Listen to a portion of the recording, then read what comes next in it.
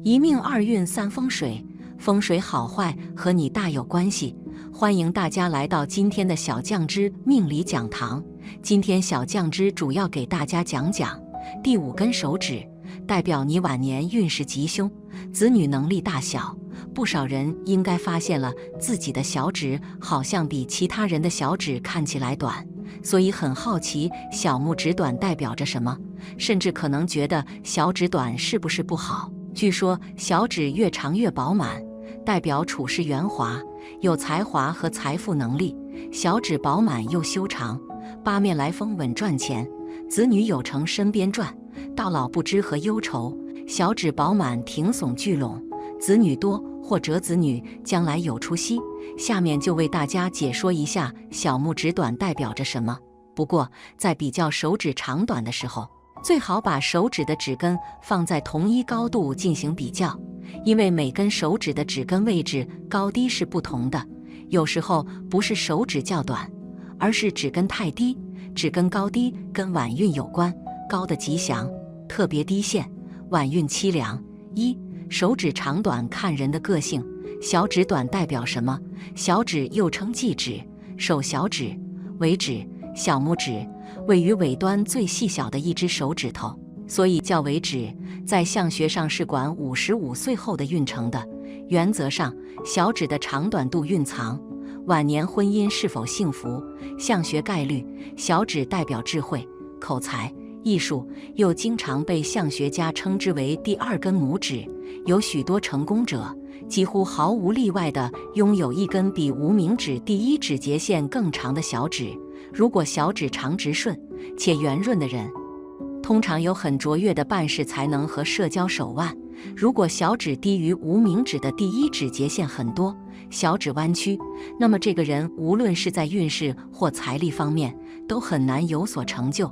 小指还掌管着沟通交流，可看出子孙、感性、表现能力、社交能力、对性的关心度等。每只手指都有3个指节，从下往上分别是第1节，跟医学是相反；第2节及最上的第3节，节与节之间较关。手指长短都是与其他手指对比来看的，所以有以下结论：小拇指与食指一样长的人有很强的占有欲和权力欲，而且不达目的绝不罢休。小拇指与中指一样长的人性格活跃，善于交际，对新鲜事物敏感，热衷社会活动。拇指与无名指一样长的人聪明伶俐，接受能力强，性格浪漫，但是目标容易转移。小指长度标准是小指长度恰好达到无名指第3指节横纹。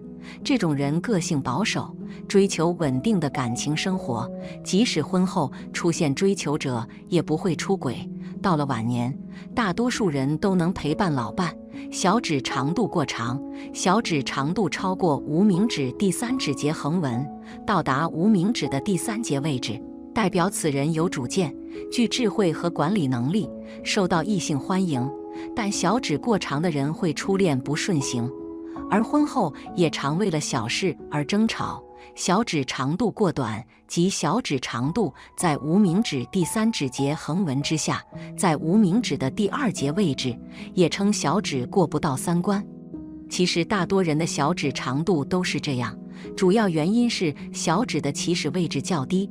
小指短的人通常在语言表达方面比较欠缺，与其他人的沟通交流能力较差，无论是公家场合还是私下谈话中都是如此。他们总是难以让人理解他们的意思，也不善于与其他人建立并维持亲密的关系。小指短的人对自己喜欢的人不善用语言来表达，常常用行动和举止来默默地来表达。结婚后的爱情比较幸福。小指短的人先天表达能力比普通人较差，很难顺利地把自己的想法和感情用语言表达出来，很难与他人进行沟通，常常是结结巴巴，不知所云。相应的，在人际交往方面也会比较容易吃亏，因而犯小人的可能性自然也就比别人高了。另外，小指短也代表情感方面的不成熟。再者，小指短的人可能会有性格孤独的倾向，同时，小指与无名指之间有明显的空隙的，代表其人在表达自己的感受时会感到困难。小指各指节意味着什么？小指的第一节，表现能力，这部分越长的人就越会表达，能够用各种丰富的表现方式来说出自己内心所想的事情。小指的第二节，语言能力，这部分较长的人说话会比较有深度，而比较浅的人只会讲一些浅薄或表面的事情。小指的第三节，社交能力，这部分较长的人能够通过发挥自己的沟通，能够达到很好的社交水平。如果较短，往往难以与人深交。小指各指节长短看婚姻。一、最上面指节最长，此人充满吸引力，而且语言同表达能力极佳，观察力亦强，不容易为人所骗，异性缘佳。婚后不可以跟异性合伙，更不宜单独跟异性旅游。二、中间一节指节最长，代表天生擅长照顾人，婚后喜欢照顾枕边人，忍耐力极强，不易离婚。好多医护人员都拥有这样的手指尾节。三、小指指根部一节最长，这种人喜欢自由自在，向往无拘无束的私人生活，婚后给他多点自主权。此种指节同时代表能言善道，忠义讲道理，善辩论。四、最上面指节最短，此人表达能力弱，加上天生怕羞，自然较难令人了解自己，人缘也较差，天真可爱，容易相信他人，婚后不宜单独约会异性。五、中间一节指节最短，代表为人忠心耿耿，处事态度经常维持一致，立场不易改变，看似优点其实不然，坏在不知变通，冥顽不灵，宜节日给配偶送件礼物。六、小指指根部一节最短，代表个性天真，容易相信他人，为人内向，表达能力弱，宜主动跟伴侣沟通。本所谓的天真，有时变无知，真的不可爱。小指短的人的性格，小指在第二指节下方，这种人特别会有不婚主义的情况，不喜欢被家庭给绑死，就算结了婚，也不一定会生育小孩。小拇指短于标准长度的体力精力相对比较差，身体的运动速度比较慢，说话也会慢腾腾的。以上特征在幼少年时代尤其明显。手指柔软的能向后弯的人，心比较软，经不起别人说好话求自己，容易改变主意。小拇指短表示性急，判断力灵敏，工作迅速，但易于冲动，缺乏忍耐力。短而粗者主思想伶俐，但多虚伪；肥满者懒惰，瘦弱者好思想研究，有吝啬倾向。小指指肌过低的人可能会非常害羞，缺乏足够的安全感，自信心不强。另外，小指短的人会比较胆小，且显得十分小家子气。小指的第一节骨节明显的比第二节骨节长，明显的表示这人是有语言天分的。如果小指在正常情况下有轻微弯曲的，代表这人做事时是容易偏心。化解：从现在开始，存善心，说善话，行善事，晚年自然福泽绵长。小指短的人的运势：小指长是有商业经营能力或表达力，小指前端超过无名指第一、二节的横纹处。小指长代表能言善道，性好强辩，也代表经商能力、商业敏锐度，且易自我强势，好权谋，攻心计而得罪他人或人缘不佳。小指形状端正修长，不歪斜的人，代表老年时期运势顺利，身体犟，可享高寿，子女贤孝，可以安享晚年。小指形状歪曲短小的人，代表老年时期运势减滞，并需注意呼吸系统或肠胃系统的保健。小指尖端不超过无名指第一节节纹的人则比较适合没有约束的行业发展，例如业务、老师、医生、科学家、艺术家、自由业等。小指短的朋友喜欢直来直去，在事业上不喜欢拐弯抹角，比较讲究信誉，他们的财运也比较稳定。在爱情上虽然爱得比较深，但不大善于语言表达，对另一半比较体贴。小拇指短于标准长度的体力精力相对比较差，身体的运动速度比较慢，说话也会慢腾腾的。以上特征在幼少年时代尤其明显。小指管生殖功能过短的小指表明生殖能力一般。由于精力不足，男女常处于疲累中，婚外情机会不高，晚年会留在家中相伴到老。由于小指代表子息，所以小指短还可能说明子宫会出现异常。小指代表子女晚辈，如果小指特别的短小弯曲，表示子女不给力，让你为子女操心费力，容易让你不能为子女骄傲。从医学的角度而言，小指是肾的反射区，小指较短意味着心脏、肾脏、生殖系统可能出现异常。小指戴戒指可招财增运。手相的大拇指与小指多与财富有密切的关系，尤其小指更要行美，长度要平齐或略微越过无名指一、二节间的横纹为佳，代表一生积极努力赚钱或容易得到钱财。若小指未超过无名指一、二指节的横纹，则可留指甲至与上述指节平衡或超越，此对财运有辅助作用。另外，亦可在小指上戴上一枚戒指来为小指招财增运。第5根手指代表你晚年运势吉凶，子女能力大小，看看你的手指吧。手相在相术中占有非常重要的地位，素有万象之首的说法，而手指在手相中亦是重中之重。街边的算命先生看手相时，也都是先看手型再看手指，因为手指最为直观，所能告诉我们的信息又非常之丰富及准确，所以从食指的长短、外观形状是能看出一个人的财运及未来人生走势的。下面小酱汁就来给大家具体说说。一、手指长短一般代表什么？一、手指较短。手掌长而且食指非常短的人，这种手相是手掌比较有肉，选择的工作也是脑力工作居多。他们比较憨厚老实，能够得到他人的信任，而且为人不会斤斤计较，做事情手脚利落，从不拖泥带水。果断主观的性格让你的办事效率总是快人一截，本身就具备了优越的经营能力。二、手指较长。从手相长短能够看到你的财运。手指笔直修长的人是属于独立自主型的，会努力拼搏自己创业，心灵手巧。这种人很慎重，做每件事都会很彻底的去分析才执行，较勤劳并且脚踏实地的付出，适合从事银行或者证券等数据型的相关工作、高技术行业。这些工作能更好地体现出你的价值。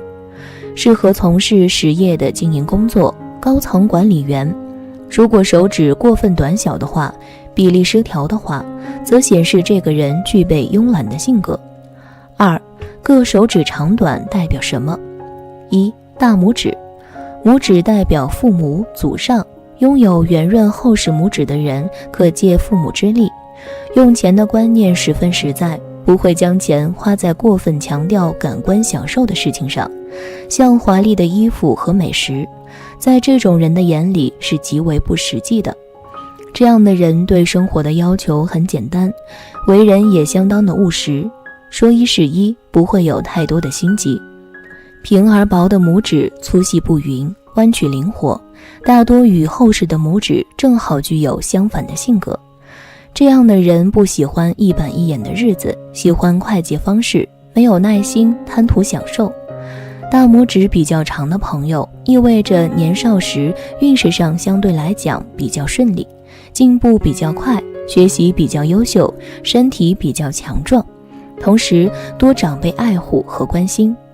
大拇指长的人在事业上比较自信，爱情上比较自信主动，向往高质量的爱情生活。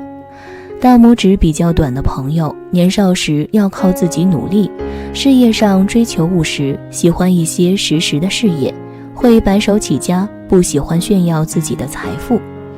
2. 食指。食指在手相学中通常意味着支配欲、权力欲与一个人的进取心，所以食指较长的人性格也比较顽强，相当具有霸气和野心，容易有权力。食指长到中指，性格偏强硬，爱出风头，财大气粗的性格，起伏较大，往往很难存得住钱。这种类型的人就算钱赚得多，花的也多，所以这种人要节制挥霍，控制欲望和消费习惯。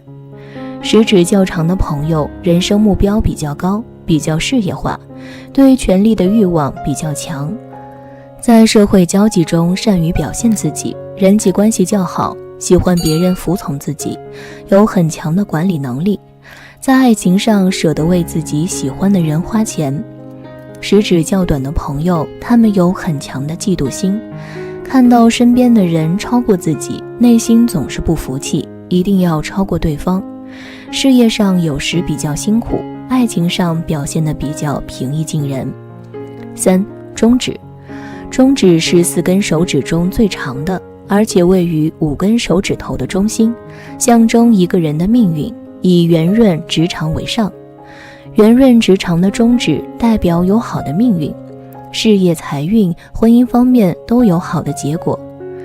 如果中指生得过短，中指偏斜，偏向于食指，对事业比较执着；如果偏向于无名指，可能对家庭比较执着；如果粗细不匀，则是缺乏耐性和冲动的表示。这种人必须好好约束和规范自己的情感，不然很容易做出会令自己后悔莫及的事儿。中指明显的比其余手指长很多的人，意味着他们在中年时事业发达，财运比较亨通，身体也比较健康。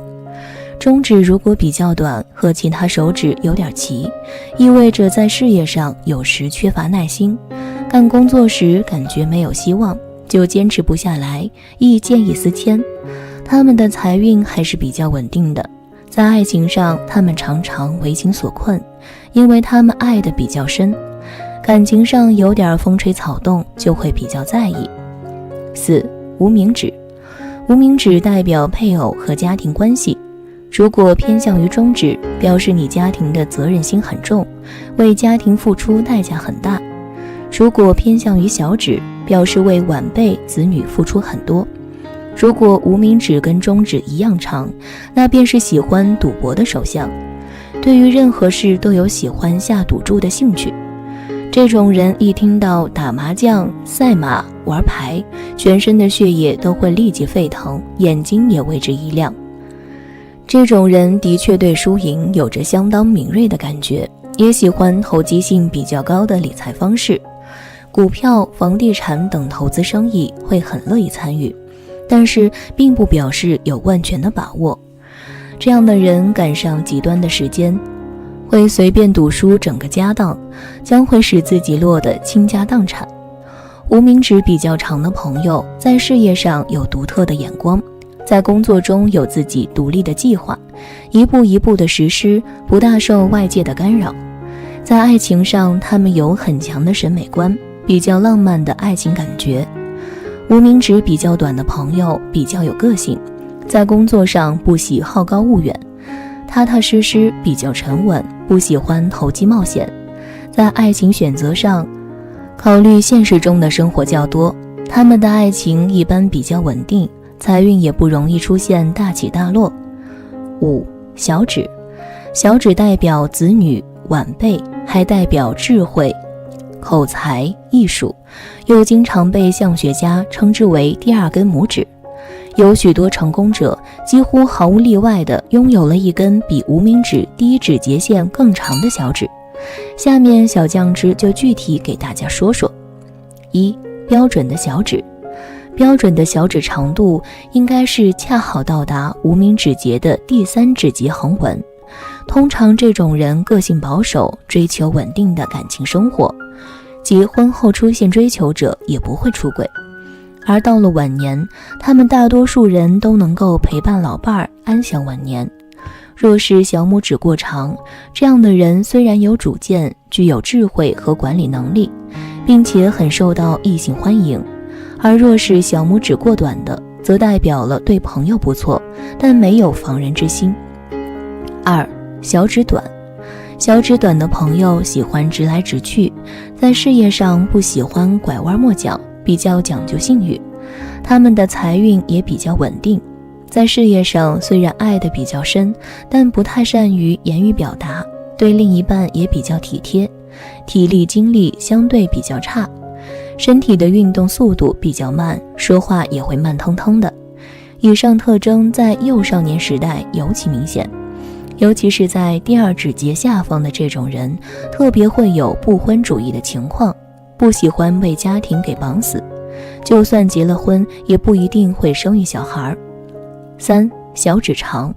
小指代表了一个人的社交和表达能力，它标准的长度是到无名指的第二指节。小指过长的人多半善于辞令，应变能力强，这种指型最常出现在一些政治家的手上。而小指短的人较不善于表达，话说得少，事儿做得多，为人亲切，富同情心，属于心地好的人。小指越长，说明你更有才华和财富运，处事作风也会更加圆满。拥有一个直长的小指是非常幸运的，但是小指长度接近无名指的长度，则表示特别喜欢出风头，过犹不及。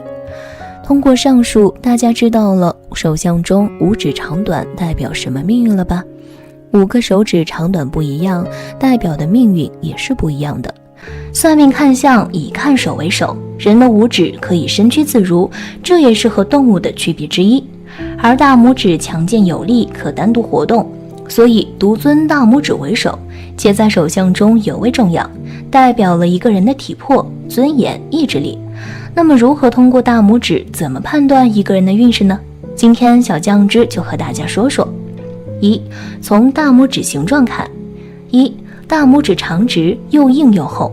如果一个人的大拇指长得又长又直，且指头后硬的话，这种人大多意志力比较的坚韧，做事很有耐心，只要做就会坚持到底，不喜欢中途放弃，而且自律性非常的强，也很有上进心，领导力非常的强，只要决定的事情就会全力以赴，往往能够取得不错的成就。不过这种人也比较的固执和倔强，做事往往缺乏变通，而且缺乏同情心，往往不太容易亲近，也不太好相处，人际关系不太好。2. 大拇指长厚而弯曲。如果一个人的大拇指长得比较长，指头厚实，但略微向后弯曲的话，这种人大多性情耿直，意志力坚定，但是心思非常的单纯，做事往往缺乏一些机智和权谋，没有什么心眼。不过心胸宽广，有着很强的交际能力，也懂得为别人考虑，有着很强的包容之心，心地善良，乐于帮助他人，人缘非常的好。遇到困难时也常有朋友出手相助，懂得进退和取舍，做事很有分寸，在金钱的使用上也是当花则花，当省则省，容易成功。3. 大拇指短小，指尖薄。如果一个人的大拇指比较的短小，或者指尖比较薄的话，这种人大多也没有什么主见，有种随遇而安的心态，进取心不是很强，意志力也比较的薄弱，做事缺乏耐心，容易中途放弃，领导力不足，容易妥协，往往会成为别人的追随者。不过这种人大多善于观察人心，有着很强的敏感度，处事也比较的圆滑，善于处理人际关系，社交能力非常的强，非常的适合与人合作，通过合作往往能够达到心中的目标。4. 大拇指内弯。如果一个人的大拇指无法挺直而略向内弯的话，这种人大多意志力比较的坚韧，做事坚持，但是性情比较的顽固，内心非常的封闭，喜欢戴有色眼镜看人，对他人喜欢抱有成见和敌意，做事往往不近人情，而且个性也非常的保守和内向，不善于与别人交往和交流，也不喜欢向外人透露自己的内心，自我意识非常的重，为人特别的自私，凡事都只想着自己，生活上容易陷入孤独，也容易被人孤立，事业方面也难有什么成就。2. 从大拇指关节看。这里小酱汁要提醒大家，无论男女都以右手拇指为准。现在伸出右手大拇指，一起来对比一下第一指关节和第二指关节的长短关系。1. 第一关节长于第二关节。拇指第一关节长于第二关节的人，性格普遍积极乐观，本身聪明有主见，他们对未来很有想法，不仅目光长远，善于规划，而且考虑问题很全面，习惯谋定而后动。据说第一关节越长，他的能力就越强，野心就越大，因为一直不满足于现状，所以这类人未来的成就不可限量。若你身边有这样的朋友，要尽早抱大腿哦。他们很执着，不撞南墙不回头，对于自己认定的人和事儿会坚持到底。他们很孝顺父母，不过和喜欢的人遭到家人的无故反对，他们也不会愚孝，会据理力争，不会轻易放弃这段感情。他们内心很高傲，不盲从于世俗，不会为了讨好别人而人云亦云。同时他们也很务实，习惯用简单实用的方法来解决问题。另外，随着年龄的增长，他们对自我的重视程度会远远大于对他人的重视，这种特质让他们充满魅力，所以这类人的异性缘一直都不错。若你是男性，你有大男子主义倾向，爱面子，虚荣心强，习惯掌控一切。在一段感情中，你希望对方能够按照你的设想走，若他的行为超出预期，你会变得很急躁。不过你虽然很霸道，但也很负责，一旦决定和某个人在一起，你会主动承担起养家糊口的重任，会努力让对方过上好日子。另外，你很讲义气，很在乎朋友之间的感情，和你做朋友是一件很棒的事儿。若你是女性，你有大女子主义倾向，你独立，敢爱敢恨，足够优秀。在你的人生中，爱情从来不是主旋律，因为不愿将就，所以大多晚婚。但晚婚未必意味着幸福。虽然你的结婚对象条件还不错，但你性格太强势，总想在感情中掌握主动权，希望另一半能听命于他，所以在婚姻中很容易产生冲突矛盾。给你个建议，在一段感情中多发挥你的性别优势，要学会欲擒故纵，示弱撒娇。很多时候能被人宠着，为什么要硬抗呢？你要明白，硬碰硬是最愚蠢的做法。若你已经明白这一点，相信你距离幸福也不远啦。2. 两个关节一样长。在相学中，大拇指代表着父母，第一关节代表着父亲，第二关节代表着母亲。若你的拇指没有疤痕杂纹，意味着父母身体比较的康健。若大拇指第一关节和第二关节等长，说明你的家庭氛围很和谐，父母比较的恩爱。这种环境下长大的小孩很有教养，懂得将心比心，明白己所不欲，勿施于人的道理。你的情商很高，为人处事有一套自己的准则。因为和你相处很轻松，所以在工作和生活中你很受大家欢迎。不过你虽然喜欢热闹的环境，但你也需要独处的空间。一个人宅在家里能让你彻底的放松自我。另外，你的情绪控制能力很强，不会轻易发火，你做事也很谨慎。当你没有思考成熟或者组织好语言时，不会轻易发表意见。假若遇到观点冲突时，你会用比较婉转的方式表述自己的观点，绝不会面红耳赤地和人争执。在外人眼中，你看起来大大咧咧，可实际却心有沟壑。表面上你不爱斤斤计较，一副无所谓的样子，实际上你心里什么都明白。虽然你很精明，但对于喜欢的人却很大方，而且讲究礼尚往来。无论对人对事，你不会一昧的索取，更不会一直毫无回报的付出。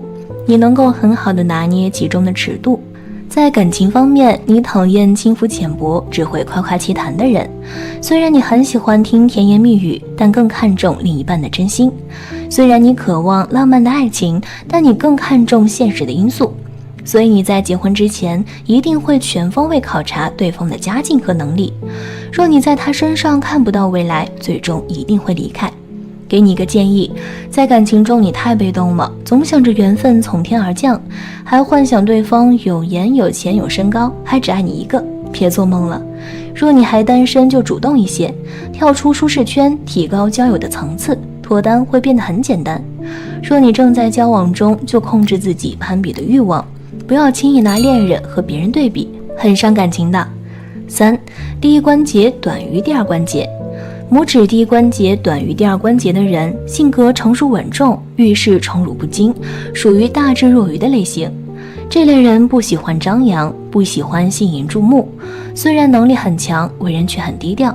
不过这类人对自己的要求很高，做事力求完美，虽然不爱竞争，但是对于自己分内的工作却能全力以赴做到最好，所以他们会是领导信任的左膀右臂，通常事业上也会顺风顺水，不会遭遇太大的挫折和起伏。这类人亲和力很高，让人感觉很好相处，所以他们人缘不错，很多人都喜欢和他们聊天。不过他们戒备心很重，从来不会主动表露自己的隐私和心事，也不会随便对人推心置腹，而且他们内心往往有一些小秘密，无论关系多么亲密，也不愿意说出来。这类人对待感情很理性，所以不会轻易动心。虽然恋爱经验比较少，但理论知识很丰富，大道理一套又一套，堪称感情导师。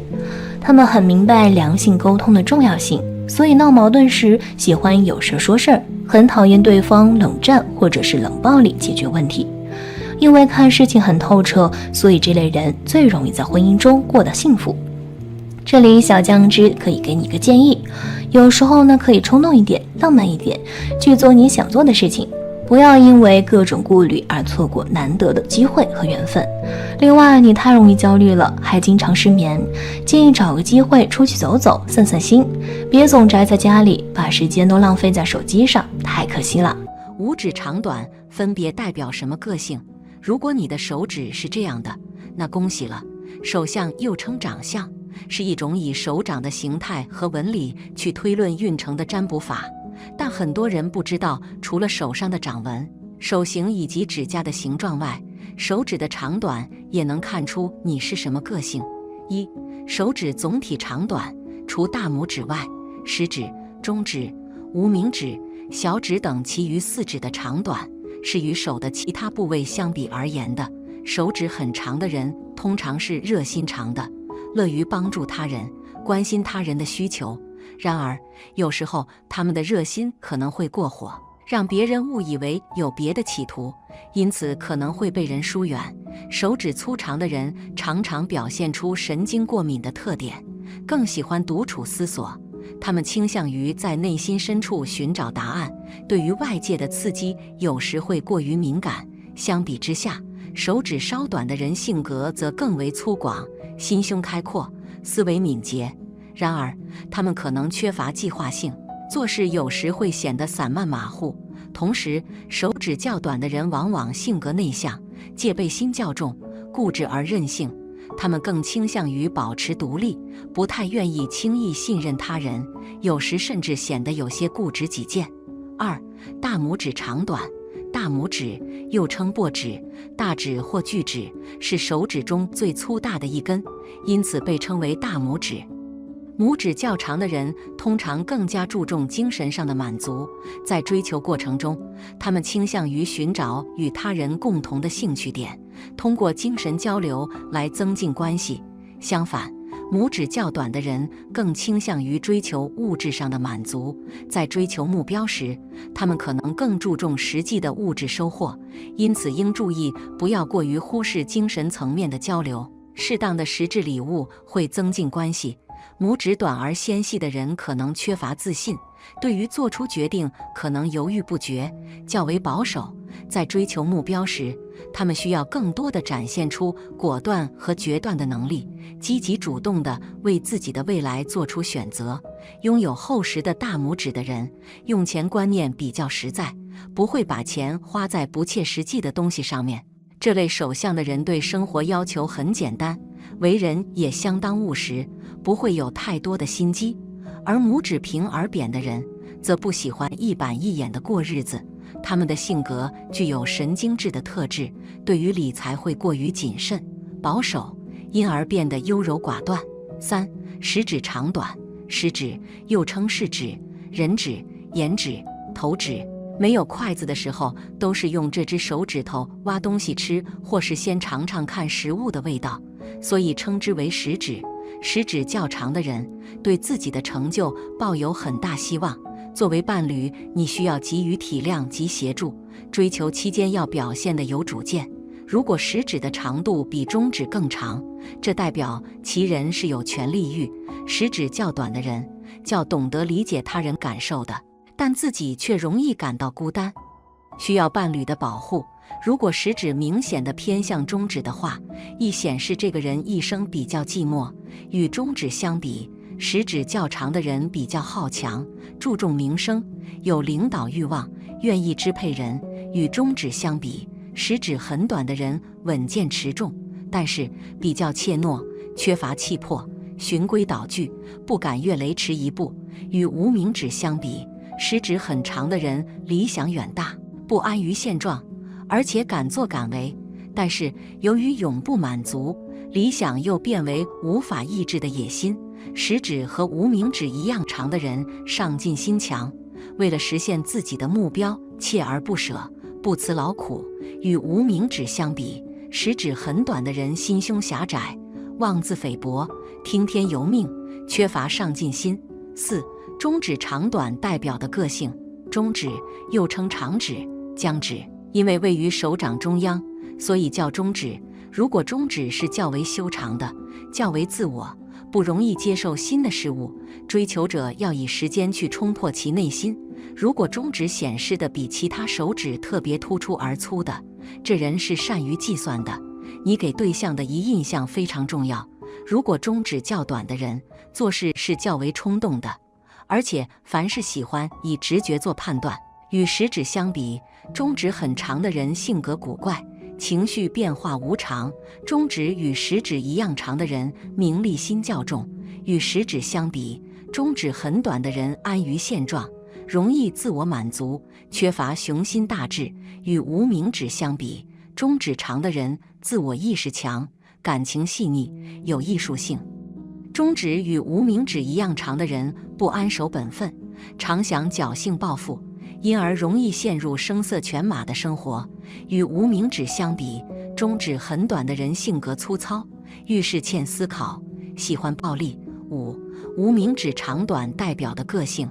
无名指医学上称为药指、环指，是一只用来戴戒指的手指，结婚后就会将人由无名分而变成有名分，所以就叫无名指。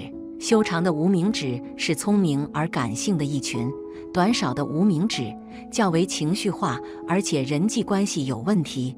平均长度的无名指象征感情上的心理极之平衡。与食指相比，无名指很长的人喜欢音乐、绘画，并有突出的艺术才干。无名指与食指一样长的人具有可塑性，只要勤奋努力，在各个方面都能取得较好的成绩。与食指相比，无名指很短的人比尽心很强，但是刻板冷淡，缺乏生活情趣。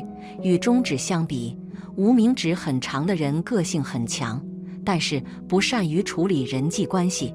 无名指和中指一样长的人有强烈的虚荣心和自尊心，喜欢争胜好强，结果费尽周折。与中指相比，无名指很短的人反应灵敏，但是与人交往时容易疑神疑鬼，难于坦率相处。与小拇指相比，无名指很长的人善于社交，合作意识强，而且有艺术才能。无名指与小拇指相比一样长的人多才多艺。与小拇指相比，无名指短的人善于标新立异，常提出反传统的理论和计划，但是缺乏解决实际问题的能力。6. 小指长短代表的个性。小指又称忌指、手小指、尾指或小拇指，位于手指尾端，是最细小的一根手指头，因此得名。如果小指与无名指之间有明显的空隙，可能代表这个人在表达自己的感受时会感到困难。另外，如果小指的第一节骨节明显比第二节骨节长，这通常表明这个人具有语言天赋。如果小指在正常情况下有轻微弯曲，可能代表这个人在做事时容易偏袒一方。小拇指与食指等长的人通常具有强烈的占有欲和权力欲，而且会不达目的不罢休。与中指等长的人性格活泼，善于交际，对新事物敏感，热衷社交活动。与无名指等长的人通常聪明伶俐，接受能力强，性格浪漫，但目标容易转移。需要提醒的是，在比较手指长短的时候，最好把手指的指根放在同一高度进行比较，因为每根手指的指根位置高低是不同的，有时候不是手指较短，而是指根太低。指根高低跟晚运有关，高的吉祥，特别低陷，晚运凄凉。下面易安居周易网介绍一下指根底代表的意义。7. 指根低代表的意义。4. 指根的标准位置是以手腕中心处中的 X 为圆心画一个半圆，圆弧所经过的部位就是指根的标准位置。指根出现在半圆以上被称之为高，出现在半圆以下称之为低。实指指根低的人缺乏上进心和自主意识，愿抚养他人，缺乏独立生活能力，往往受制于人，但他们脾气好，温顺善良。无名指指根低的人性格孤僻，不愿与人交往，生活呆板，缺少艺术才能，趣味低级。小拇指指根低的人时运乖简，在经济上拮据困窘，事业上不顺，常心烦意乱，夫妻感情不和，如此循环往复，被生活弄得精疲力竭。果手指长得好，一生衣食无忧。如果手指有破损或其他不良情况，那么你可能一事无成，生活困难等等。一个人的手可以透露出很多的信息，有些人的手长得很修长纤细，有的人的手长得很粗犷，每个人的手指长度也是不一样的。今天我们就来说说食指中哪些手指越长，你的福气越深。1. 小指比无名指第二指节长。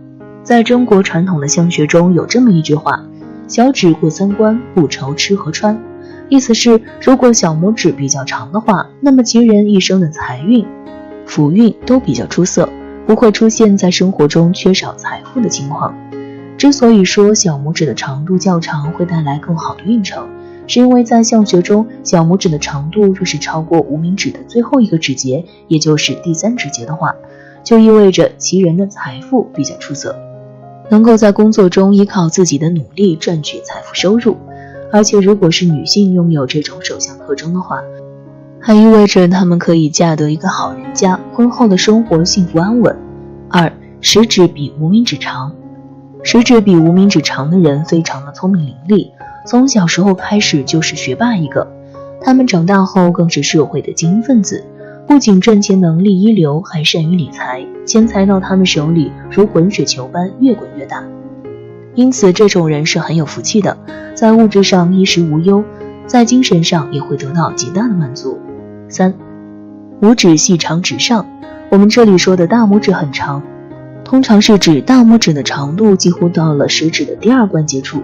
但凡是大拇指长到了这种长度，大多都是富贵有福气的人，一生财运很旺，容易有傲人的成绩和收入。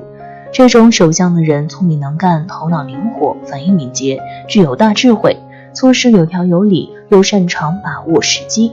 他们为人谦和坦诚，是很好的朋友，也是很好的合作伙伴。有这种手相特征的人，贵人运很好，有较强的聚财能力。如果遇到什么困难和麻烦的时候，总有人及时出现，为其排忧解难，出谋划策，使其顺利快速走出困境。4. 中指长度合适。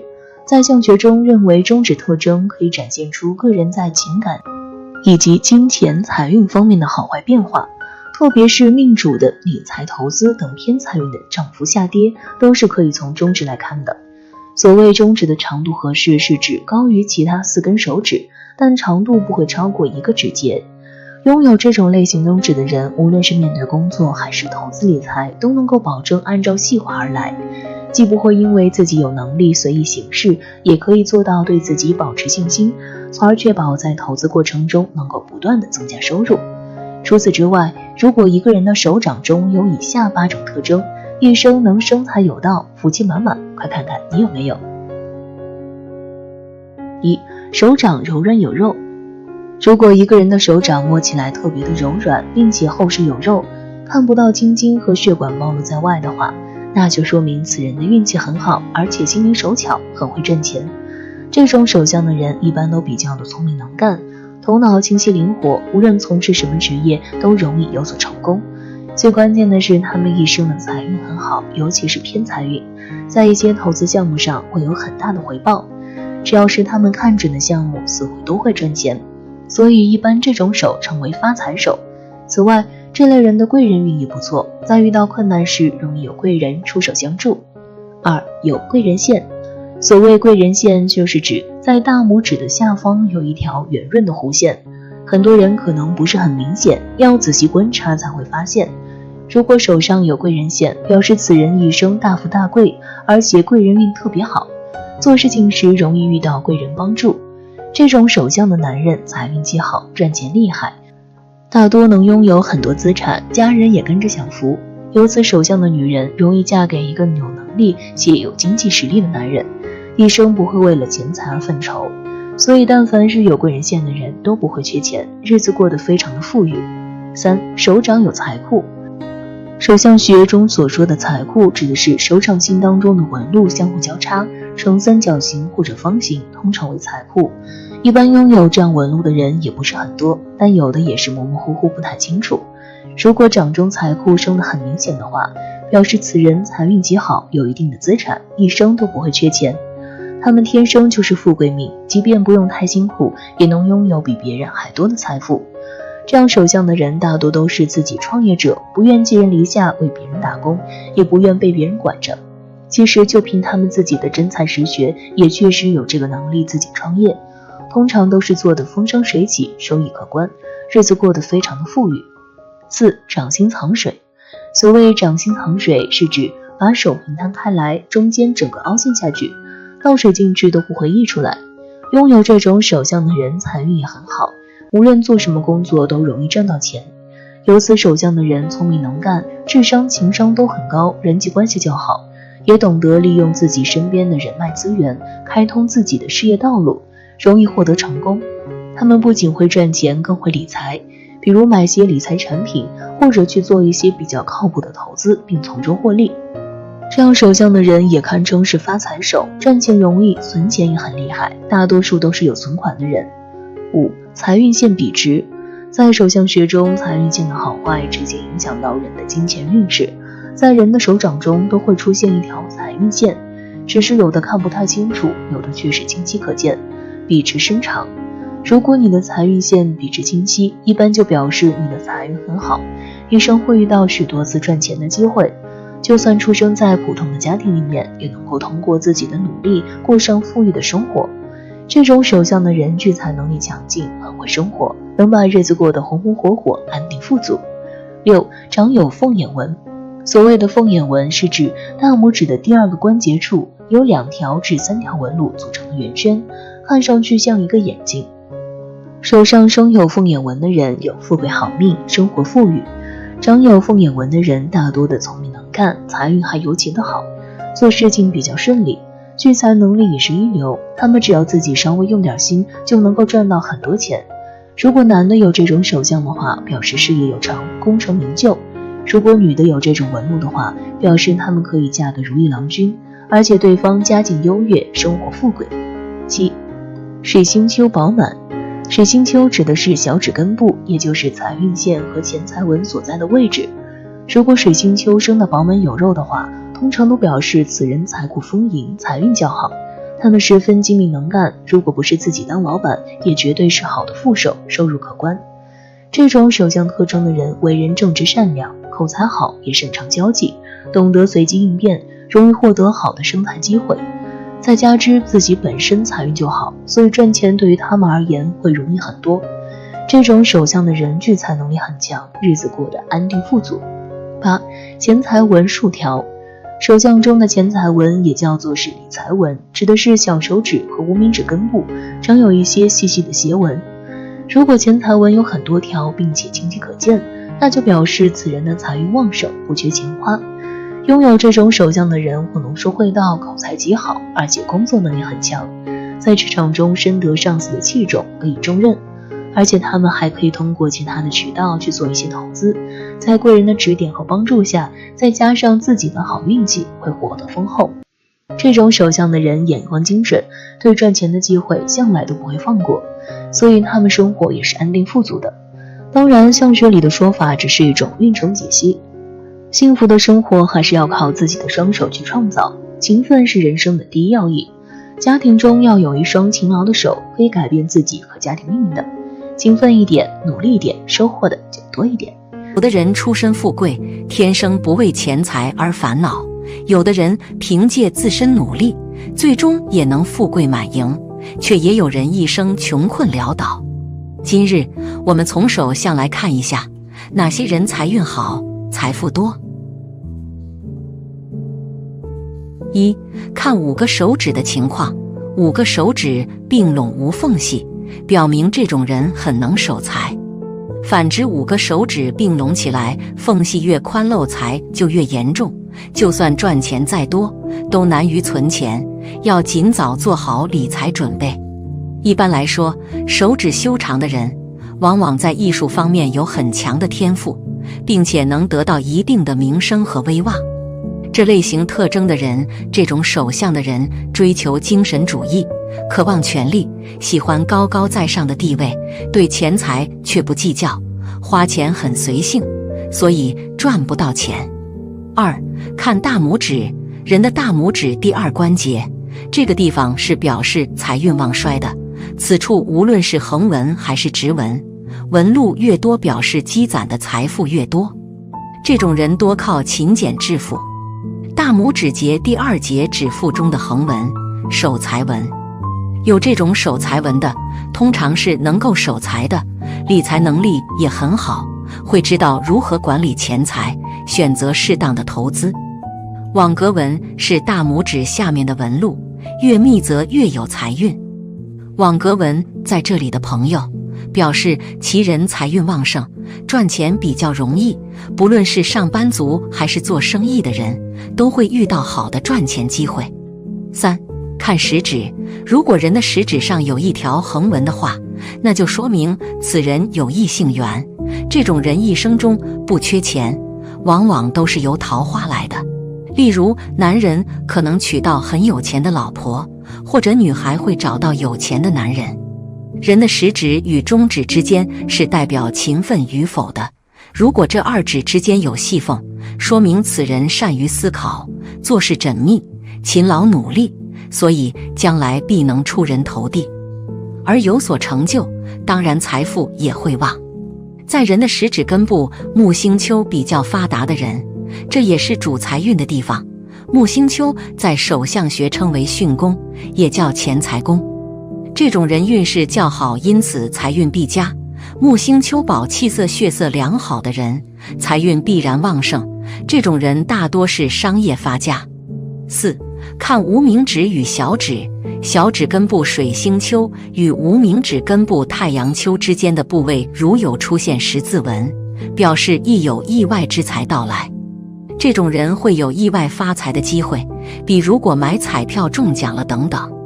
小指与无名指中间的下面的斜线称之为钱财纹，钱财纹如果比较多，并且比较清晰，代表着有较强的理财能力，擅长理财，特别是在生活上能精打细算，不会盲目开支花钱，总能把钱用在刀刃上。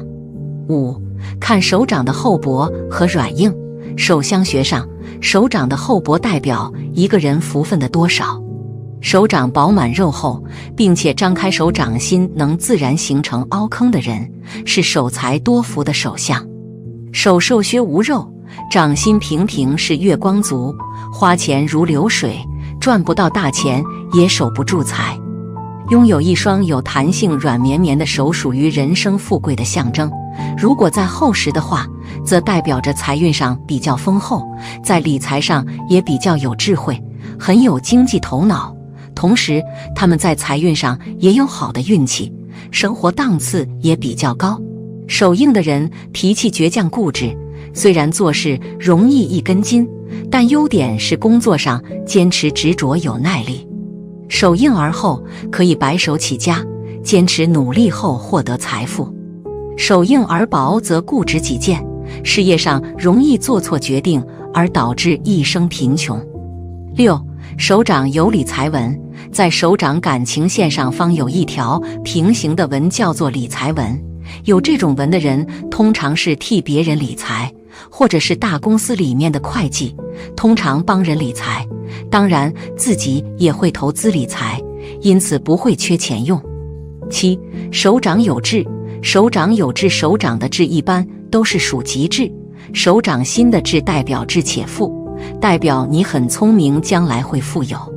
8. 有多条事业线，事业线是从掌心底部延伸至中指缝隙处下方的一条笔直的线。多条事业线是指事业线旁边有些虚线、斜线往周围延伸。这类手相的人懂得东西多，专业技能很强，虽然工作辛苦，但是收入回报也大。9. 智慧线明朗深长，手相学上认为，智慧线明朗深长的人将容易获得成功。智慧线又称头脑线或思想线，其不但能够表现一个人的智慧，同时还代表着其思考能力、自我控制力、记忆力、应变能力以及创造能力等等。而智慧线明朗深长的人，往往能够在这些方面表现得不错，因此他们在做事情的时候，往往能够轻松地获得成功，能够轻松地赚大钱。10. 太阳线清晰深长，太阳线又叫成功线，也就是位于无名指根部，并一直往下伸的那条纵向延伸的线，它代表一个人的人缘、名誉以及成功，所以太阳线清晰深长表示人缘佳，做事容易成功。而往小指方向延伸的支线为财运线，因此有这种手相的人，通常贵人多，理财能力强，有商业头脑，所以变身成大富翁的几率非常高。第二，手纹很乱代表什么？中国相学认为，女人掌纹细如乱丝，是属于善良的好女人，情感细腻，多愁善感，多烦忧家庭。而西方相学认为，细纹在掌中纵横交错，表示其人困恼烦闷，神经过敏，性情烦乱。这里面有个共同的地方，就是在情绪方面都想得比较多，所以活得简单一点才够洒脱。古语有掌乱心乱，掌轻心轻之说，很多富豪的文献也是很多的，和苦命与否是没什么关系的。手掌纹乱的人大多容易心事不宁，一天烦恼，尤其是手上横线多的人，更是老觉得自己处处不顺，命好命苦全是心态问题。手纹乱说明你太乱，爱胡思乱想，考虑这考虑那，总觉得不合适，但又想不出来好的主意来改变。看见没有，你现在心就很乱，乱得担心这担心那的。你需要放下，有颗平静心，别再乱想就行了，关键在你哦。比如说病人不听大夫话，不知道忌口，那就是灵丹妙药也无用。看手掌纹理乱有几种方法，一是麻衣神相，二是抬杠现代纹理法，两者差距不大。现在主要有以下几个观点是大众接受的。在一般人的角度来看，掌纹乱主心思乱，心绪多，常常有庸人自扰、患得患失的老毛病。不过还要看三大主线：智慧线、感情线和生命线。如果这三大主线清晰有势的话，问题不大；如果三大主线模糊不清的话，其人一生只能用一团糟来形容，这代表着你一生比较辛苦，而且是有主见。那些生在三大主线上的支线分向上和向下以及横切，向上主增强作用，向下主降低作用，横切的主破坏作用。在医学角度来看，说明你思维活跃，脑力有能力想到很多方面的事情，但是过于杂乱，不集中，心不大静的表现。所以静心，集中某一两个主题，能助你取得进步和成绩。掌纹是由于手掌的活动与姿势有关，另外跟遗传有一定的关系。如果要消除的话，可以通过美容等方法。当人操劳过度、营养不良、生病、中毒都会引起手掌纹的改变。当手掌出现井字纹，说明你的抗体很好。当手掌出现 S 纹或 S 纹中一条横线组成 X 纹，说明你有可能患有癌症。一般健康的人通常会有3条主线。第三，手纹很乱的化解方法：一、多参与社交，不管任何形式的社交都尽量参与，有助提升人际关系，为自己制多点与人多相处的机会，性格也会随之有正面的转变。二、培养兴趣，手掌乱纹多，手掌纹很乱的人，一般比较心散，想法亦多，但不专一。如果能找到一项适合个人发展的兴趣，有助培养专一的能力。三、适合晚婚，择偶时最好选择较年长的或离过婚的。早婚易跟伴侣发生摩擦，所以建议晚婚较为有利。第四，手掌纹各代表什么意义？文献名称，文献所代表的意思，观察内容。一、生命线，生命的活力与气场环境，此人的健康状态和生命力。二、智慧线，性情与适当的职业，此人的性格与适合的职业。三、感情线，感觉和感情与性情，此人的性情与感性。四、生活线，社会生活的能力，有关社会成功事迹种种。五、太阳线，运势与运势的变化，弥补生命线的运势。六、健康线，身体及对别人的影响力，健康程度及是否有人缘。七、希望线，努力与成果，是否达到理想希望。八、特殊技能线，可能有一技之长，手艺或技艺才干。九、财运线，财运的多与少，赚钱或发财的倾向。十、婚姻线，姻缘与异性交往，与异性朋友恋爱、结婚。手指在相术中占有非常重要的地位，素有万象之首的说法，而手指在手相中亦是重中之重。街边的算命先生看手相时，也都是先看手型再看手指，因为手指最为直观，所能告诉我们的信息又非常之丰富及准确，所以从食指的长短、外观形状是能够看出一个人的财运及未来人生走势的。今天小酱汁老师就带酱友们通过手指看命运，快来看看你的命运如何吧。一、手指粗细，手指细长的人一般来说头脑聪慧，做事灵活，善于变通，思维也比较的敏捷，属于心灵手巧一类的人。对于事业和金钱的驾驭能力非常的强，也特别的会挣钱。不过这种人大多感情太过的细腻，守财能力不足。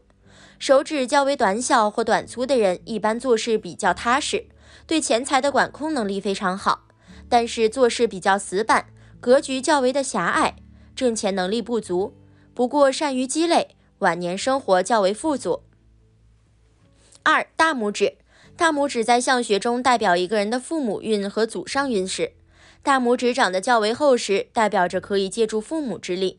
大拇指长得较长的人，一般少年运和学业运都比较好，而且身体素质也比较的强壮，不容易生病，容易得到父母和长辈的青睐和提携，自信心也比较足，做事非常的主动，事业上容易取得不错的成就和发展。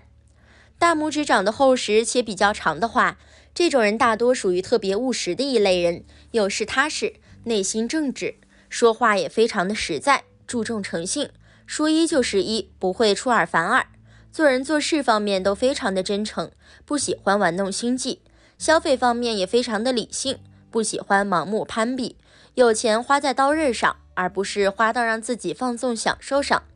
对于生活的要求也特别的简单，做事稳扎稳打，事业和生活方面都比较的平稳。大拇指较短的人一般祖运较差，凡事都得靠自己的努力，为人处事方面也非常的低调，不喜欢炫耀，属于那种特别务实和实在的类型，也不喜欢花钱，有钱喜欢花在刀刃上，对生活的要求比较简单，也不喜欢玩弄心机，往往能够白手起家，闯出一番事业。如果一个人的大拇指长得又平又短的话，这种人大多属于那种特别神经质的类型，类型非常的不安分，不喜欢那种一板一眼的日子，喜欢追求新鲜感，但是在做事时缺乏果断和勇气，总是优柔寡断，花钱时比较放得开，但是理财时却非常的保守和谨慎，担不起大财。3. 食指。食指在手相学中代表着一个人的权力欲和支配欲。如果一个人的食指长得较长的话，这种人大多性格方面比较好强，喜欢争斗，有着很大的野心和欲望，而且性格方面较为的强势，处事果断而强硬，特别的喜欢表现自己，爱出风头，有着很强的社交能力，能够处理好身边的各种人际关系，有着很强的管理能力和领导力，掌控欲非常强，喜欢别人的服从，而不喜欢被他人管束。在事业和金钱方面容易获得成功，属于财大气粗的类型，但是赚得多，花的也多，存不住钱。若是一个人的食指比较短的话，正好与之相反，这种人一般心眼非常的小，嫉妒心很强，见不得别人比自己好，而且能力一般，但心高气傲，不喜欢服输，性格软弱，进取心不强，事业和财运方面比较差，挣钱比较困难，待人处事方面非常的小气抠门，难有什么大作为，感情方面较为的弱势，事业发展比较的辛苦。4. 中指。正常来说，中指是五指中最长的，也位于五指的正中心位置，代表着一个人的命运。如果一个人的手指明显比其他手指要长很多的人，一般少年时较为坎坷。这种人一般性情稳重，很有主见和魄力，做事很有耐心，也很有理性，懂得变通，而且意志力坚韧，对金钱有着很强的管控能力。到中年时，随着人脉和能力的提升，事业上容易获得成功，财运亨通。若是中指长得较短的话，这种人一般耐心不足，性格比较急躁，做事容易冲动，对自己的约束能力比较差，容易半途而废，也容易感情用事，经常做出一些让自己后悔莫及的事情。而在投资理财方面缺乏主见和判断，喜欢盲目跟风，容易造成钱财方面的损失。在感情方面也不够专一，容易惹来很多的麻烦。不过财运比较稳定，贫穷之人会一直贫穷，富裕之人会一直富裕。5. 无名指。无名指在相学中代表着一个人的才华、人际关系和财富运。如果一个人的无名指长得比较长，一般在事业方面眼光非常的独到，工作能力和独立能力都比较强，做事很有规划和主见，不会轻易受到他人的干扰。在感情方面也比较的浪漫，事业和感情双丰收。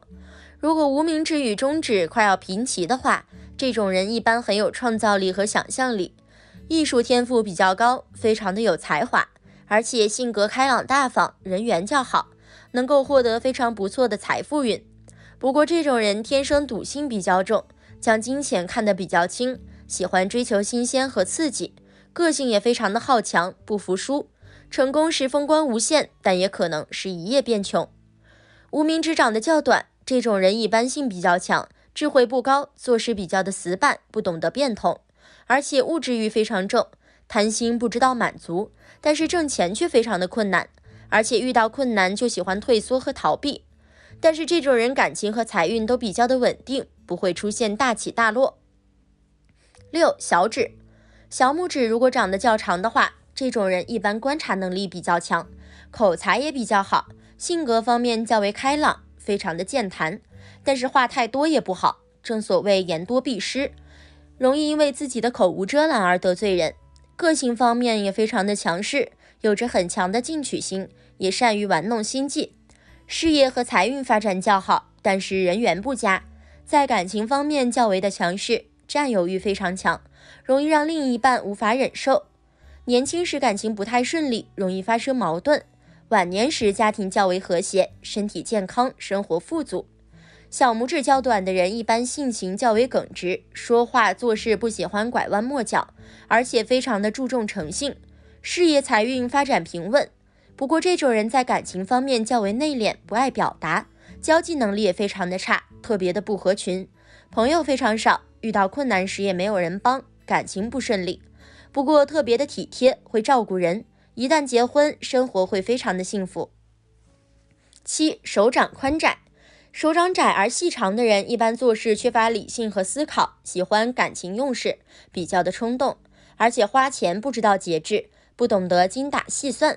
平时做起事情来非常的努力和专注，但是花起钱来又是大手大脚，不善于积蓄钱财。虽然挣钱容易，但花钱也比较快。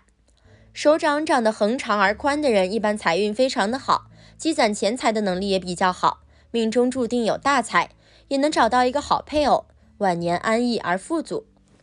8. 食指弯曲，骨节暴露。如果你的手指弯曲偏斜，是累心累身的一大命理特征。行内有语，食指偏斜劳碌命，骨节暴露愁心人。这样的手指手型大多辛苦劳累，不是富贵之相。不过也有短时间内发迹的朋友，要看好自己的富贵，千万不要因为过分得瑟，让自己再次回到贫困状态。其实手指的长短只是说明了它和一些事情的相关性，并不能完全决定你的命运。要记住，一个人的命运和未来永远都是把握在现在你所做的努力上。小编前几天给大家讲了面相算命的方法，今天小编想通过手相教大家如何算命识人。大家可以伸出的手来看一下，通过手相算命的话，最简单的方法就是根据手指间隙、长短、关节形状以及曲直程度来看。今天小编就从这些方面教大家如何看手相知命运，简单易学，大家可以了解一下。开始教学之前呢，小编先带大家看看5个手指各自代表什么含义。拇指表现一个人意志强弱和判定力。拇指大而浑厚的人品格高尚，健康长寿，且一般居于领导地位。因边动着手边跟他人聊天的人，表示其警戒心很强，不容易上当吃亏。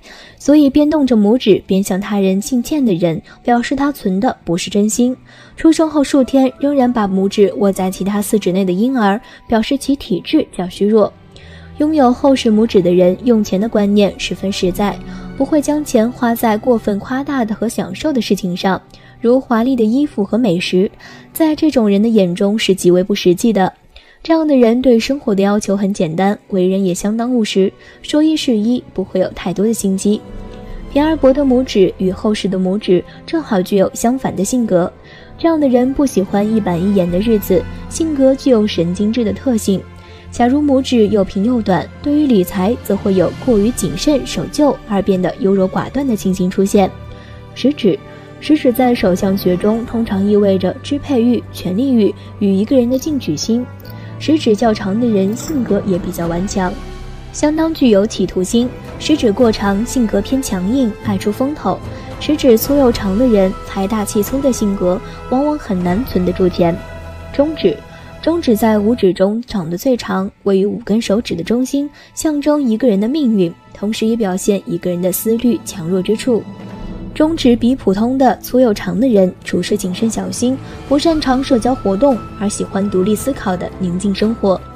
中指假如生得过短，则是缺乏耐性和冲动的表示。这种人必须好好约束和规范自己的感情，不然很容易做出令自己后悔莫及的事。在金钱的投资打理态度也是倾向于盲从跟进的态度，假如能获利，纯属侥幸；要是全盘皆输，将会从此一蹶不振。女性若是从第2关节起有下降性出现的话，表示会患有不妊症。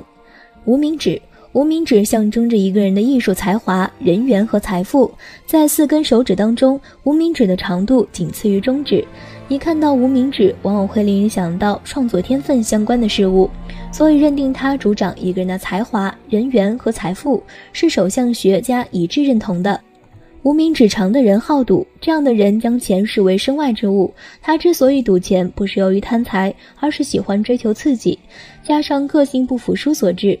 无名指粗而长的人不但具有艺术家的气质，同时环境顺利，衣食富裕。小指表现一个人的社交手腕，小指粗而长的人智慧过人，善于雄辩，且具有社交手腕，缺点在于言多必失，而且容易因言语而得罪人，所以结怨招惹他人的可能性较大。另外也要小心使用权谋，共于心计，所以固然能够拥有事业和财富，但人缘却不见得好。小指的长度以达无名指的第1关节为标准，女性小指很短的话，表示其子宫很小，一辈子缺乏子女运。知道了这些后，小编就通过上面提到的几个方面问题，一一为大家讲解。首先从手指的间隙分析：一、五指指根紧密，手掌自然伸直，手指并拢，5个手指的指根紧密着，主此人善于把握机遇，积极奋进，其往往表现出来的机敏会为大家带来极大的成功。而当今这个激烈竞争的社会，能够得到最后胜利的，大多都是这种指根紧密靠在一起的人。2、五指指根有镂空，手掌伸直，手指并拢，5个手指指根处都有空隙，主其人漏财，对周围所碰到的事情总是小心翼翼，由于过于小心谨慎而不能很好的把握机遇。3、中指与无名指指尖宽广，主其人性情放任，做事不考虑后果。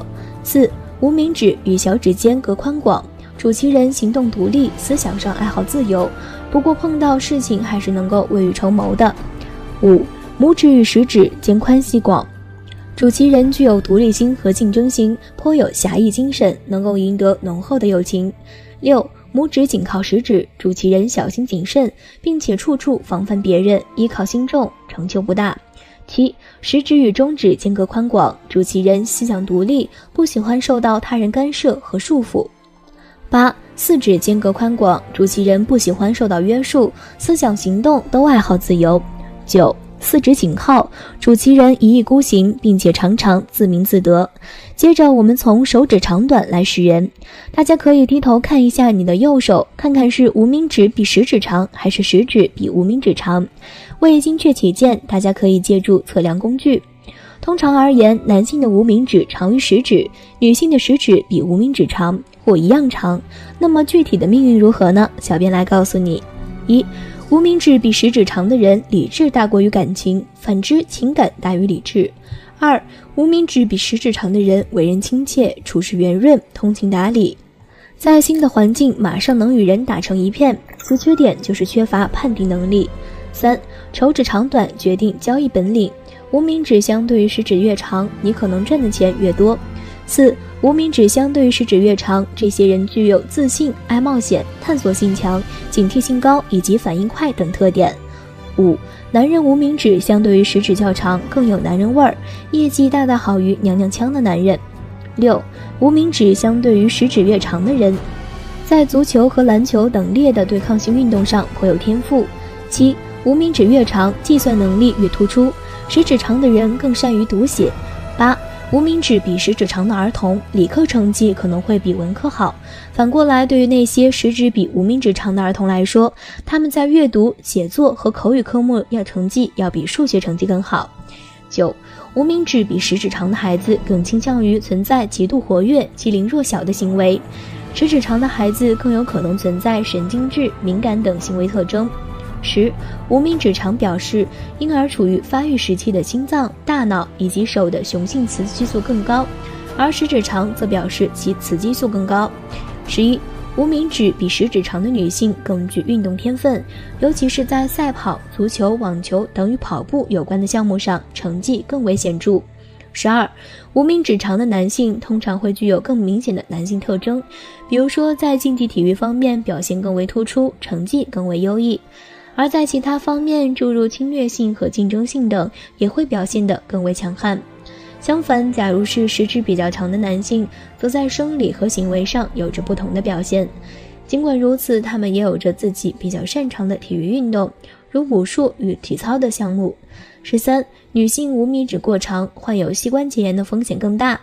14、食指和无名指同样长度的男性和无名指比食指长的女性，一般人均更有出现同性恋的行为。15、无名指明显比食指长，不管此人表面多么谦逊，私底下都比较急躁、易怒、好斗、不善言辞的一面。而食指比无名指长的话，则表现出比较敏感神经质的一面，内心也比较谦逊。假如两指齐平或者差几个，则介于两种特质中间。其实一个人的运势和前程会有非常多的因素，然而大家假如能够更多的了解自身情况，更多熟悉你自己，那么至少大家会谨慎做出某些抉择，从而更好的趋利避害。第3，我们从手指的曲直看人的运势。五指最喜端正、袖长，最忌弯曲、杂纹、破损。如果五指出现弯曲，一般运势不利。六亲无助，手指对于一个人的性格命运有很大的关系，其中有以拇指为然。大抵来访拇指占了60%作用，其余4指共占40%而已。那么具体情况如何？大拇指弯曲变形，一般早年困苦磨难多，并且家境不利，父母身体不佳，或者二老不常在一起。食指弯曲变形，一般大有恒心不大，信心不足，做事难以持续，还代表兄弟姐妹帮扶小，甚至不相往来。中指弯曲变形，做事没有目标，不受约束，有点天马行空的意象，容易大意失荆州的现象，思想有偏正，其心不正。无名指弯曲变形，一般容易好逸恶劳，爱投机取巧，贪慕虚荣，并且婚姻感情多波折。尾指弯曲变形，一般向外弯曲出去的人性格反叛而外向，做他的父母会加倍担心。向内驱逐，其则性格太保守内向，如小指外皮严重，婚姻不顺，晚年不佳，为子女操心多。最后小编教大家从手指关节形状识人，不知道大家发现了没有，有些人的手指关节较为发达，仿如柿木的节状，而有的人手指平滑，甚至看不到关节。关节突出的手指中又分为2个关节特别醒目，或者只有1个关节突出的2种情况。具体大家可以往下看。1. 关节突出是哲学派类型的人的手所呈现的明显特征。靠近指甲的第一节指关节突出，表示其人有自知心，不论是理论或者行动都有自己的观念，而对于宗教或者学问、艺术，不会毫无确信就听信他人之说。当然，这种人有时爱打抱不平，有局猜疑心，经常追求理想，然而常有徒劳无功之举。2. 第二指关节处的关节是表面物质，手掌具有弹力而柔软的人喜欢井然有序的感觉，而手掌显得厚实有力的人，任何事都喜欢自己来整理，否则不舒坦。3. 手指上2个关节都突出的人，性格极为严谨，喜欢井然有序的事物，具有追求科学化的倾向。第二指关节发达的人是表示对物质的上要求或者利己的关心。商人或观念投机的人常见这种手指。4. 手指看不出关节而圆滑的人，很容易受到灵感或行动的支配，和前述的根据知识区别分析而行动不同，往往受感情或者梦幻般的直觉左右。5. 不论手指形状如何，手指滑溜的人给人第一印象总是品行端正，善恶分明，但是交往一段时间后会渐渐明白，不可妄下断论。6. 而手指根部发达的关节被称为家事关节，常见这种关节是有些啰嗦太太们的手，这些太太一个人在家时显得坐立不安，如果不把家里打点整洁，总觉得难以释怀，因而有如此称呼。7. 显得瘦骨嶙峋的关节，其特性是控制狂热，而靠近食指指节的关节特别突出的人，似乎对宗教具有极深的信仰。大家可以伸出自己的手，根据小编上面所讲的，看看准不准，也可以给旁边的人看看。如果在学习过程中有什么不明白的地方，也可以给小编留言提问，小编会为大家一一解答的。5种非富即贵的掌纹。传统手相学可以根据一个人的手掌形象判断出一个人的富贵贫穷。手相并不是一成不变的，手相的变化代表着不同运势的改变，也就是未来命格的特征，而手掌中的纹理则是人运势的密码。如果你的手掌中生来就有以下5种罕见掌纹的话，预示你命中带财，大富大贵是早晚的事儿。1. 宝晕纹。什么是宝晕纹？凡是在掌中有一个螺旋纹，如日晕一样，就是宝晕纹。月为阴，主钱，故此纹主金银得财，其财富就像水中涟漪一样，一圈又一圈，一波又一波。2. 掌中生有宝晕纹的人一生运势。宝晕纹是一种比较罕见的特殊掌纹，掌中生有宝晕纹的人往往能遇难成祥，逢凶化吉，家运亨通，不是封侯拜相的大贵之相，就是钱财不愁的大富之相。如果宝晕纹像环形，则此人可以封侯拜相；如果宝晕纹像铜钱形状，则家中有时有财。通常掌中生有宝晕纹的男人做大官的可能性很大，升官发财比较容易，并且中年时钱财也不愁，能够富贵双全。3. 掌中生有宝运纹的人运势亦有起伏。掌中生有宝运纹的人有机会在各自所从事的领域有所建树，而且这类人往往在商界大有成就。优秀的直觉和判断力会令其很富有，但是不要忘了，大成功也往往伴随着大起伏，一切都是辩证的。如果宝运纹位于拇指根部的正宫，正为雷，预示其人多数为大贵之人，亦会有大灾相随，一生运势波澜壮阔。4. 女人生有宝运纹不利婚姻。宝运纹因为利于事业，所以女人拥有宝运纹往往以不及论，会很不利婚姻，多有三婚不止的倾向。尤其如果宝运纹正好落在手掌的前宫，则有不利于家中男主人的倾向。2. 金花印纹。1. 什么是金花印纹？手掌中有2个米字纹并排而立，视为金花印纹，一左一右或斜斜相对的不算作此纹。拥有金花印纹的人具有富贵发达的潜能，尤其是享社会名气，受人尊敬。女子易主嫁入豪门或者嫁夫有贵气。2.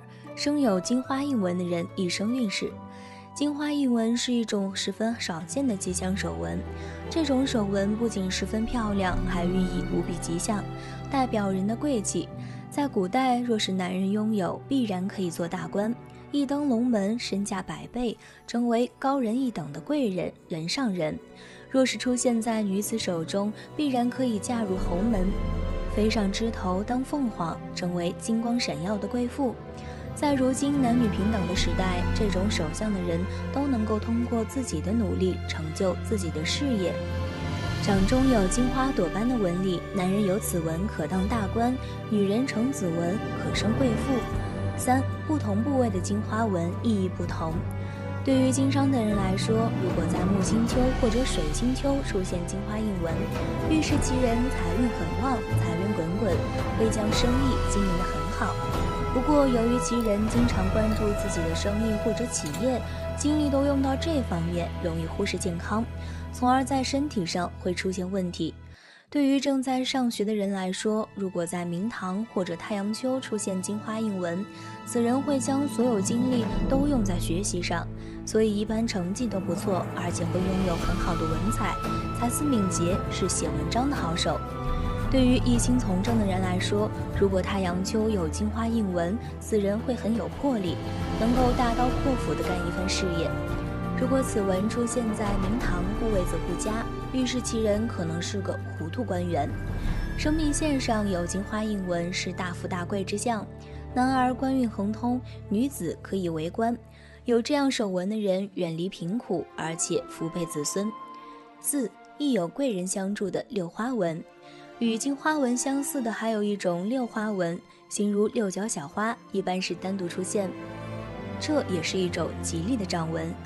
拥有这种手相的人很容易少年成名，平步青云，多遇贵人相助，有机会发展自己的事业，光耀门楣，中年便可达到一定高度。换句话说，就是年轻有为，前途不可限量。晚年更是享尽荣华富贵，受人尊敬，是个说一不二的领导性人物，往往是团队的主心骨和核心力量。但其人最大的特点就是性格霸道，做事很少听取别人意见，独断专行，可以说是优点和缺点相辅相成。过人的智慧和胆识成就了他。3. 宝镜纹。1. 何为宝镜纹？所谓宝镜纹，顾名思义就是手中有圆形的纹理，一卷一卷，层层围绕，如宝镜一样握在手掌之中。这种特殊纹理十分罕见，是官印权威的象征。2. 掌中生有宝镜纹的人一生运势。宝镜纹在相术中被视为财权的象征，掌中生有宝镜纹的人大多胆识非凡，心思缜密，心胸宽广，处事手法非常有魄力，有大将风范，能够担任指挥官、武官、军事顾问等职位，命运不凡。这种纹理如果位于前宫、坤宫以及对宫3个手掌区域内，则正财相当稳定，步步高升，命中还会有不少的偏财出现。出现在其他掌宫上，则意味着会从事律师、咨询、培训等行业，并因此获利丰厚。4. 验证纹。一、什么是验证文？验证文顾名思义，就像是大雁群飞的队列一样。秋天来了，一群大雁往南飞，一会儿排成人字形，一会儿排成一字形，所以称之为验证文。古书中对验证文的图解有2种，第一条就是3条从生命线上升起并列线纹，看起来很整齐又有气势。另外一种就是在事业线的末端出现的人字形纹并列线纹，也叫做验证纹。2、生有验证纹的人一生运势。验证纹形状像许多大雁并列在掌中央，人生有此纹能够发达富贵，必可进入朝中辅佐君主，深受君主器重，委以重任，名声远扬。在现代来看，如果你拥有类似手相的话，那也是不愁吃穿之相，生活富足，既能够得到领导的赏识，还能够获得升职加薪，委以重任，做出一番大事业。掌中生有验证纹的人具有清贵气质，心直仁厚，清廉善心，在古代文官的手上比较多见。验证纹其实表达的是一种被追随、被信任的概念，大都指代名气，出现在手掌的不同位置，也都有不同的意义或者倾向的领域。比如说，很多优秀的作家、导师、思想家、科学家、艺术家、政治家、将军等等。但实际成功与否并非一概而论，只是一种参考，也是古代量才而用道德品格的一种借鉴。5、祖弼纹。1、什么是祖弼纹？祖弼纹顾名思义，说明有此纹者根基不错，承蒙祖上庇佑，从出生就富贵，以得长辈之庇荫，继承祖业而发财，世世代代都是有权有势，一辈子不缺钱花。此手纹起于坎宫，与手中事业线相连。2、掌中生有祖弼纹的人一生运势。掌中生有祖弼纹的人一生运势顺遂，是属于富二代的手相。此类人的父辈财运非常不错，也容易受到长辈的青睐和庇佑，通常起点要比别人高，所以可以免去辛苦，就能有很好的条件去做自己想做的事情。这类人如果能够勤加学习，戒骄戒傲，适时回报帮助过自己的人，一定能有一番好的作为。当然，手相学是必须要讲究因人而异的，一些吉祥掌纹的出现虽然是有好运的征兆，但还是要看整体手相，才可预知能否将运势激发出来。好的面相手相只能为你的努力提供助力，要实现自己的梦想，终究要靠自己打拼，并不是你拥有好的掌纹就一定会怎么样，同样是需要脚踏实地的努力。好了，今天的分享到这里就结束了，希望大家能够喜欢，记得给小酱汁点点关注和小铃铛，小酱汁会继续给大家分享更多有趣的命理内容，我们下期再见。